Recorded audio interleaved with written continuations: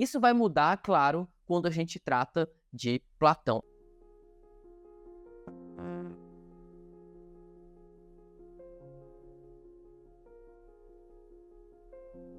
Alguns pré-socráticos também falaram de justiça, tá? Mas vamos direto à fonte aqui, ó. Quem fala isso aqui, ó, é Sócrates ou Platão? Cara, quem escreveu o livro foi Platão. Ele é o autor. Mas o interlocutor, o grande ator dos livros de Platão são Sócrates. Beleza, mano? Então vamos lá. Sócrates e a vida justa. Sócrates faz uma defesa com a justiça, mas ele não faz essa defesa só com as palavras, ele faz essa defesa com a vida dele. Quem é meu aluno vai lembrar da história de Sócrates. Sócrates foi condenado à morte, né? E por que que ele foi condenado? Basicamente, acusaram ele de corromper a juventude e de ser ateu. Mas na prática, Sócrates foi condenado à morte porque ele estava desafiando o senso comum da época, porque ele fazia perguntas que as pessoas não gostariam de saber e que não sabem a resposta. Sócrates era uma figura muito incômoda, porque ele ficava nas praças, geralmente descalço. E lembra, descalço nessa época, tá? Ficavam somente os escravos. Tem um livro muito legal chamado De Pés Descalços em Atenas. É uma novela que conta a história de Sócrates. É uma ficção, mas é baseado nos livros de Platão também. Facinho de ler, tá? De Pés Descalços em Atenas, recomendo. Sócrates, ele ficava nas praças e geralmente ele ficava lá e as pessoas iam até ele fazer perguntas, porque se acreditava que ele era um sábio da época, né? Ou pelo menos um sofista da época, alguém que busca algum conhecimento. E diferente dos outros sofistas que diziam saber das coisas, Sócrates era famoso por dizer, eu não sei, mas talvez você saiba. E nesse processo, ele fazia aquilo que a gente chama das perguntas irônicas, ou a ironia socrática. Mesmo sabendo de alguma resposta, ele jogava a pergunta ao interlocutor de tal maneira que ele acabava mostrando para as pessoas que elas mesmo não sabiam o que estavam falando, o que estavam defendendo. O melhor exemplo disso é o dia que passa um menino lá, ou passa um menino apressado, e Sócrates pergunta para ele, onde você vai com tanta pressa, né? E ele diz, eu vou fazer justiça. E Sócrates diz, olha, que legal, então você sabe o que é justiça. Me diga o que é justiça. E ele diz, claro que eu sei o que é justiça. Todo mundo sabe o que é justiça. E Sócrates diz, então me diga o que é justiça. E ele diz, justiça é o que ensinam os deuses, é o que dizem os deuses. Aí Sócrates, ironicamente, diz, nossa, que legal, você sabe o que é justiça e ainda sabe quem são os deuses. E quem são os deuses? O que eles pensam?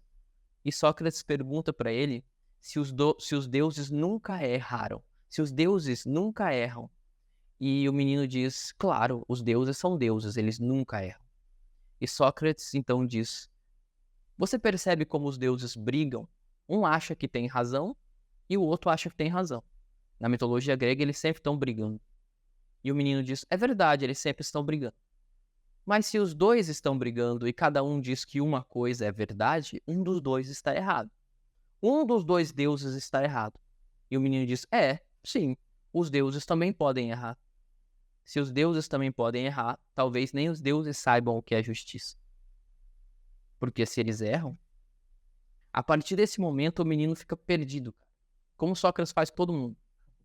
Ele está usando aqui a maiêutica, o processo da maiêutica, né? O passo do conhecimento. E a partir dessa conversa, Sócrates pressupõe que ele pode construir o conceito de justiça junto com esse menino. Enquanto é um menino que está passando por lá, tudo bem. Mas e quando é um juiz?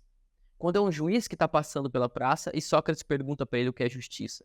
E o juiz responde, Sócrates acaba mostrando para todo mundo que o juiz não sabe o que é justiça. Você já imaginou quanto isso é uma humilhação pública? Na época, isso rendeu a morte de Sócrates. Ele foi condenado à morte. E no julgamento, na hora da condenação, Sócrates se defendeu do tribunal. É um livro que eu também recomendo, Apologia de Sócrates. Um julgamento, um dos primeiros julgamentos da história. A gente tem aí, é facinho de ler, você consegue ler também em uma tarde, é um livro pequeno. E nesse julgamento, Sócrates se defende, ele invoca a ideia de justiça e, acima de tudo, Sócrates diz que está sendo condenado por falar a verdade, por pensar com a própria cabeça e por falar a verdade. Ele, no fundo, no fim, é condenado a tomar veneno, a tomar cicuta, e os juízes, eles dão uma oportunidade para Sócrates. Você pode não ser condenado se você voltar atrás e dizer que tudo que você falou aí, ensina, é besteira. E Sócrates fala a famosa frase, né? Uma vida sem reflexão não vale a pena. Uma vida sem autorreflexão, uma vida onde a pessoa não pode se perguntar sobre a verdade, sobre a justiça, não vale nem a pena. Sócrates morre em nome da verdade e, acima de tudo, em nome da justiça. Ele morre e, antes de morrer, ele diz essa frase que você está vendo aí, ó. Uma das poucas frases, uma das últimas frases que ele vai dizer, que ele está sofrendo, os discípulos dele diz, você está sofrendo uma injustiça. E Sócrates diz, pois é melhor sofrer uma injustiça do que cometê-lo. Porque aquele que comete uma injustiça, para Sócrates, ele tem um mal pior, que é como se fosse, ele fala como se fosse uma mancha na alma. Lembra o mito egípcio? A ideia do peso do coração? É mais ou menos por aí. Aquele que comete uma injustiça, ele fica com uma mancha em sua alma. Eu prefiro sofrer uma injustiça que cometer uma injustiça. Sócrates defende, portanto, um valor de justiça, se quiser anotar aí, ó, absoluto e universal. Beleza?